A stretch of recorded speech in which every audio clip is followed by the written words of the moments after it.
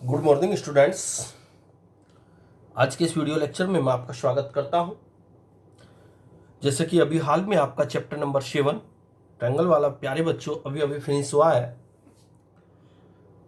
अगर उससे आगे वाले चैप्टर की मैं बात करता हूं, उससे आगे वाला चैप्टर क्वाड्रिलेटर्स है। अगर मैं एक बार आपको ट्रायंगल की याद दिलाऊं प्यारे बच्चों, ट्रायंगल की कुछ एक्सरसाइज न्यू सिलेबस के अनुसार डिलीट कर दी गई हैं। जो एक्सरसाइज डिलीट कर दी गई हैं उनका सॉल्यूशन मैंने आपको वीडियो लेक्चर के माध्यम से प्यारे बच्चों नहीं सेंड किया है। जितना मैंने आपको सॉल्यूशन सेंड किया है वही न्यू सिलेबस के अनुसार आपका सिलेबस है, मतलब आपके सिलेबस में है 2020 और 21 के अनुसार। आइए आज बात करते हैं क्वाड्रिलेटर के बारे में।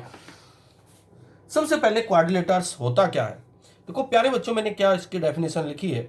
Any figure formed by joining 4 points with line segment is called a quadrilaterals. यदि हमारे पास कोई 4 पॉइंट्स है, सपोज करो एक पॉइंट ए है, एक पॉइंट बी है, एक पॉइंट सी है, एक पॉइंट डी है।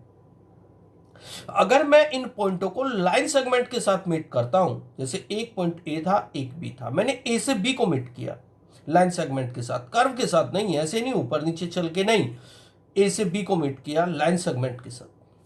फिर बी से सी को मीट किया लाइन सेगमेंट के साथ, फिर सी से डी को मीट किया लाइन सेगमेंट के साथ, यानी एक लाइन द्वारा, और डी से ए को मीट किया लाइन सेगमेंट के साथ। तो ये जो चारों तरफ से कवर्ड फिगर हुई है A B, B C, C D और डी ए लाइन के द्वारा, ये जो फिगर आपके लिए रेडी हुई है, इसको हम लोग क्वाड्रिलेटर्स बोलते हैं। यानी कि यदि हमारे पास कोई 4 पॉइंट्स है और उन 4 पॉइंट्स को मैं लाइन सेगमेंट के साथ मीट करता हूं एक सीरियल के अनुसार, ए से बी से सी से डी, डी से ई, इन चारों को आपस में एक दूसरे से मीट करने से जो फिगर रेडी होती है, तो जो मेरे पास ये फिगर रेडी हुई है A B C D D A, प्यारे बच्चों ये फिगर कहलाती है क्वाड्रिलेटर। अब इसमें कुछ एलिमेंट्स हैं जिनके बारे में हम लोग आपसे बात करेंगे। सबसे पहले बात आती है एडजस्ट साइड की। अब ये एडजस्ट साइड क्या होती है, जिससे मैं बात करूं, इस पूरी फिगर में 4 साइड है, एक साइड ए बी, एक साइड बी सी, एक साइड सी डी और एक साइड डी ए। अगर मैं बात करता हूं ए बी, तो ए बी की एडजस्ट साइड है बी सी। देखो आपका एंटी क्लॉकवाइज चल रहा है, ए बी की एडजस्ट साइड हुई बी सी।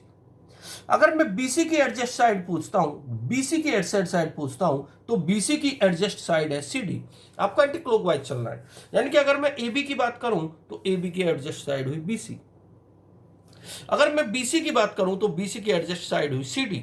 अगर मैं सीडी की बात करूं तो सीडी की एडजस्ट साइड हुई डीए, जो मैंने यहां लिखी है। यानी कि एबी की एडजस्ट साइड बीसी, बीसी की adjust side CD, C D की adjust side DA, C D की डीए, और डीए की एडजस्ट साइड ए बी। यानी कि आपको एडजस्ट साइड का मीनिंग होता है एंटी क्लॉकवाइज साइड को आपस में जोड़ना। जैसे ए बी को अगर मैं बी से ऐड करता हूं anti clockwise, A B B C, तो ए बी की एडजस्ट साइड बी सी हुई, ए बी की adjust side D A D नहीं, ए बी की adjust side B C, BC की एडजस्ट साइड सीडी, सीडी की एडजस्ट साइड डीए और DA की एडजस्ट साइड एबी। एक तरह से साइक्लिक प्रक्रम होता है प्यारे बच्चों ये। अब बात करते हैं एडजस्ट एंगल की। अगर मैं इस एंगल की बात करूं, एंगल ए, तो एंगल ए का एडजस्ट एंगल एंगल बी है, वही एंटी क्लॉकवाइज आपको एंगल लेना है। एंगल ए का एडजस्ट एंगल डी नहीं, एंगल बी है, और एंगल बी का एडजस्ट एंगल एंगल सी है। एंगल सी का एडजस्ट एंगल डी है, एंगल डी का एडजस्ट एंगल ई है। अर्थात एंगल ए का एडजस्ट एंगल बी है, एंगल बी का एडजस्ट एंगल सी है, एंगल सी का एडजस्ट एंगल डी है, और एंगल डी का एडजस्ट एंगल ई है। अगर मैं आपसे पूछता हूं बताइए सी का एडजस्ट एंगल क्या है, तो सी के एंटी क्लॉकवाइज में क्या है, यानी कि सी के लेफ्ट में क्या है, सॉरी सी के राइट में क्या है, तो सी के राइट में डी है, तो सी का एडजस्ट एंगल डी हुआ। डी के राइट में क्या है, ए, तो डी का एडजस्ट एंगल ए हुआ। अर्थात ए का एडजस्ट एंगल क्या हुआ, ए का एडजस्ट एंगल बी है। तो यानी कि जब भी हम एडजस्ट एंगल या एडजस्ट साइड की बात करते हैं तो हम एंटी क्लॉकवाइज चलते हैं प्यारे बच्चों। एंटी क्लॉकवाइज होता है ये, ऐसे डायरेक्शन चलना। तो एंगल ए का एडजस्ट एंगल कौन सा हुआ? बी। बी का एडजस्ट एंगल कौन सा हुआ? सी। सी का एडजस्ट एंगल कौन सा हुआ? डी। डी का एडजस्ट एंगल कौन सा हुआ? ए। ये होता है एडजस्ट एंगल। अब बात आती है आपके साथ अपोजिट साइड की।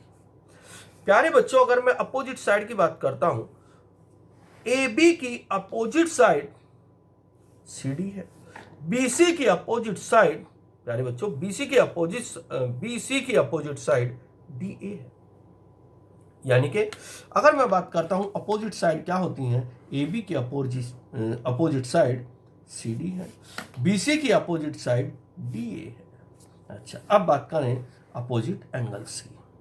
अपोजिट एंगल्स का मीनिंग, जैसे एंगल ए का अपोजिट यानी कि उसके बिल्कुल सामने, एंगल ए का opposite angle C, angle B का अपोजिट एंगल डी, यानी कि जो उसके सामने है। अगर मैं आपसे पूछता हूँ सी का अपोजिट एंगल कौन सा है, तो आप कहो सर ए है। अगर मैं पूछता हूँ बोलिए डी का अपोजिट एंगल क्या है, तो आप कहोगे सर सी है। अगर पूछता हूँ डी का अपोजिट एंगल सर बी है। अगर मैं पूछता हूँ बी का अपोजिट एंगल कौन सा है, तो आप कहोगे सर डी है। अब मैंने यहाँ आपको क्या क्या सिखाया? प्यारे बच्चों, सबसे पहले मैंने क्वाड्रिलेटर के बारे में बताया। ऐसी कोई भी फिगर, जिस फिगर को बनाने के लिए हम 4 पॉइंट लेते हैं और उन 4 पॉइंट को आप मतलब मीट करते हैं विद लाइन सेगमेंट के साथ। ए से बी को मीट किया लाइन सेगमेंट के साथ, बी से सी को मतलब मीट किया लाइन सेगमेंट के साथ, सी से डी को मीट किया लाइन सेगमेंट के साथ, डी से ए को मीट किया लाइन सेगमेंट के साथ। तो जो ये फिगर रेडी हुई, A B C C D D L 4 line के साथ, चारों तरफ से जो कवर्ड फिगर हुई, इस कवर्ड फिगर को हम लोग क्वाड्रिलेटर्स बोलते हैं। क्या बोलते हैं बच्चों? क्वाड्रिलेटर्स। अब इसमें आती है एडजस्ट साइड। ए बी की एडजस्ट साइड बी सी है, बी सी की एडजस्ट साइड सी डी है, सी डी की एडजस्ट साइड डी ए है। अगर मैं आपसे पूछता हूँ सी डी की एडजस्ट साइड कौन सी है, तो आप कहोगे सर डी ए है। अगर मैं ए बी की एडजस्ट साइड पूछता हूँ, तो आप कहोगे सर बी सी है। अगर मैं सी डी की एडजस्ट साइड पूछता हूँ, तो आप कहोगे सर डी ए है। अब बात आती है एडजस्ट एंगल की। एडजस्ट एंगल के लिए भी आपको एक तरह से एंटी क्लॉकवाइज ही चलना पड़ता है। एंगल ए का एडजस्ट एंगल बी है, एंगल बी का एडजस्ट एंगल सी है, एंगल सी का एडजस्ट एंगल, प्यारे बच्चों, डी है। अब बात आती है अपोजिट साइड की। अगर मैं ए बी की अपोजिट साइड पूछूं, तो ए बी की अपोजिट साइड सी डी है। अगर मैं बी सी की अपोजिट साइड पूछूं, तो बी सी की अपोजिट साइड डी ए है। अब बात आती है अपोजिट एंगल की। अपोजिट एंगल का मतलब एक दूसरे के अपोजिट, यानी कि सामने, है ना, आमने सामने। तो एंगल ए का अपोजिट एंगल बच्चों, यहाँ देखिए, एंगल ए का अपोजिट एंगल सी है, एंगल डी का अपोजिट एंगल बी है। अगर मैं आपसे पूछता हूँ बोलिए सी का अपोजिट एंगल कौन सा है, तो आप कहोगे सर ए है। ये आपको बातें अच्छे से समझनी चाहिए, क्योंकि जब हम क्वेश्चन करेंगे इन चीज़ों का यूज क्वेश्चन के बीच में बार बार होता रहेगा। आज जो मैं आपके लिए वीडियो लेक्चर बना रहा हूँ प्यारे बच्चों, ये आपकी सिर्फ नॉलेज को इंक्रीज करने के लिए मैंने वीडियो लेक्चर बनाया है, थोड़ी के रूप में जो आपको सिखाने की कोशिश कर रहा हूँ। चलिए आगे चलते हैं। अगर मैं बात करूं, अभी मैंने आपको ये समझा क्वाड्रिलेटर क्या होता है, क्वाड्रिलेटर में एडजस्ट साइड क्या होती है, एडजस्ट एंगल क्या होते हैं, फिर मैंने आपको बताया अपोजिट साइड क्या होती हैं, फिर मैंने आपको बताया अपोजिट एंगल क्या होता है। इसके बाद अगर थोड़ा सा आगे बढ़ूं, तो प्यारे बच्चों थ्योरम आती है। थ्योरम में क्या लिखा हुआ है, सबसे पहले थ्योरम की बात करते हैं। Sum of the angle of a quadrilateral is 360 degree. यानी कि हम ये बात इस थ्योरम के माध्यम से बात बताने की कोशिश की गई है कि यदि हमारे पास कोई क्वाड्रिलेटर है और उसमें जितने भी एंगल है, सम ऑफ द एंगल, यानी कि सभी एंगल का जो सम होता है क्वाड्रिलेटर में, वो 360 होता है। तो इस बात को हम लोग प्रूव करेंगे कि हाँ होता है, लेकिन क्यों होता है। सबसे पहले मैंने लिखा गिवन। जब हम थ्योरम प्रूव करते हैं तो 4 कंडीशन लेके चलते हैं। एक गिवन होता है प्यारे बच्चों, है ना, और एक प्रूव करना होता है, कंस्ट्रक्शन होता है, फिर प्रूफ होता है। सबसे पहले अगर मैं इस थ्योरम की बात करूं, मुझे कहा गया है sum of the angle of a quadrilateral is 360, यानी कि क्वाड्रिलेटर के सभी एंगल का सम, क्वाड्रिलेटर में प्यारे बच्चों 4 एंगल होते हैं और उन्हीं सभी एंगल का सम 360 होता है। इस थ्योरम के माध्यम से मुझे समझाने की कोशिश की गई है, तो इस बात को हम प्रूव करेंगे। सबसे पहले मैंने लिखा गिवन। गिवन क्या है? गिवन है एक क्वाड्रिलेटर। क्वाड्रिलेटर की बात की है इसने, तो हमने लिया एक quadrilateral A B C D. एक क्वाड्रिलेटर मैंने ए बी सी डी बनाया।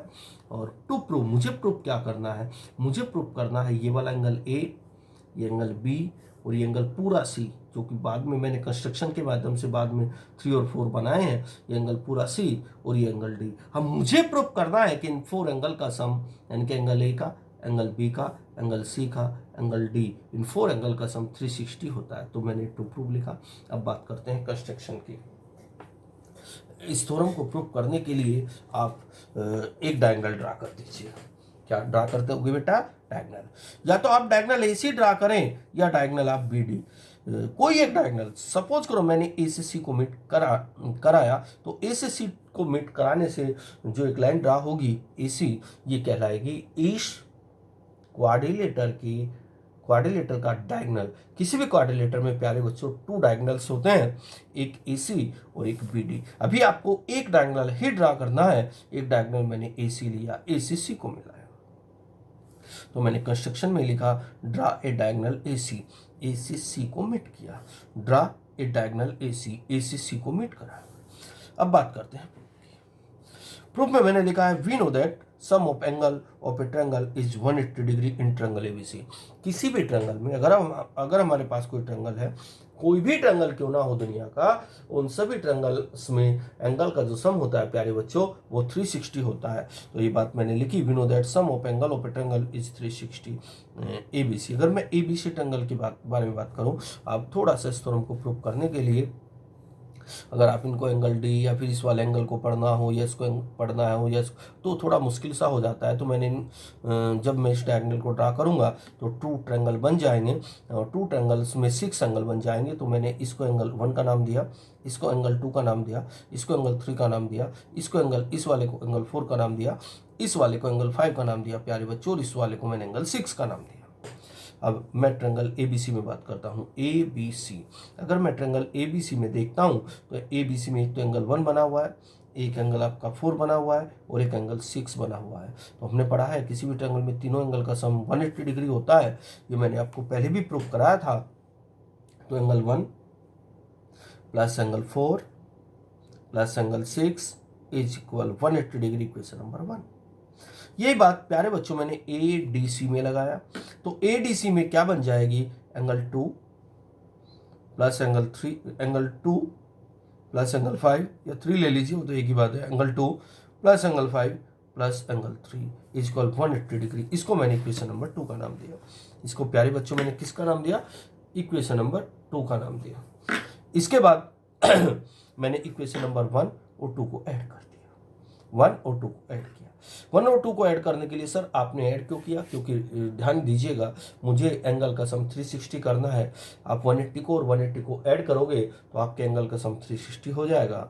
तो मैंने लेफ्ट को लेफ्ट के साथ ऐड किया, राइट को राइट के साथ, यानी कि 1 + 4 + 6, यहाँ देखिएगा, plus angle 2 plus angle 5 plus angle 3, angle 2 plus angle 5 plus angle 3 is equal 180 + 180, यहाँ हो जाएगा 360। अब आप एक काम कीजिए, एंगल 1 को एंगल 2 के साथ रखिए। सर क्यों ऐसा क्यों कर रहे हैं आप? क्योंकि एंगल 1 और एंगल 2 को जब आप दोनों को ऐड करेंगे तो ये पूरा एंगल 1 बन जाएगा। तो मैंने एंगल 1 और एंगल 2 एक साथ लिया, एंगल 1 और 2 एक साथ लिया। मैंने एंगल यहाँ 6 को एज इट इज रख दिया। सर क्यों? क्योंकि एंगल 6 एंगल बी है, तो मैंने इस 6 को जो का तो रखा। अब एंगल 3 को और 4 को एक साथ बैठाइए। सर क्यों? क्योंकि प्यारे बच्चों 3 और 4 को जब आप ऐड करेंगे तो ये पूरा एंगल सी बन जाएगा। तो अब आप यहाँ 3 और 4 को एक साथ बैठाया। अब एंगल 5 बचा, तो 5 मैंने यहाँ लिया।